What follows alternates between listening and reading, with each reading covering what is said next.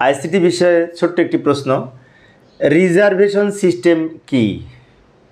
তো রিজার্ভেশন সিস্টেমটা হচ্ছে মূলত অনলাইনে টিকিট কনফার্ম করা। যেমন আমি এখান থেকে কক্সবাজার যাব, আমি যদি হোটেলে অনলাইনের মাধ্যমে হোটেলে রুম বুক করি, তাহলে এই সিস্টেমগুলোকে রিজার্ভেশন সিস্টেম বলে।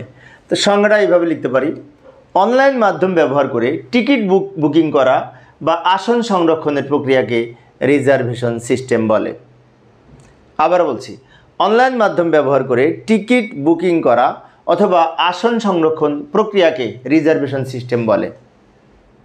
অনলাইনে আসন সংরক্ষণ করা সেটা হতে পারে যেমন বর্তমানে এই রেলওয়ে, বাস, এয়ারলাইন্স মানে প্লেন, তারপর হচ্ছে কি যে হোটেল সহ বিভিন্ন ক্ষেত্রে এই অনলাইনে টিকিট বুকিং করার মাধ্যমে আসন সংরক্ষণ করা যায়, যে সিস্টেমগুলোকে বলা হয় রিজার্ভেশন সিস্টেম।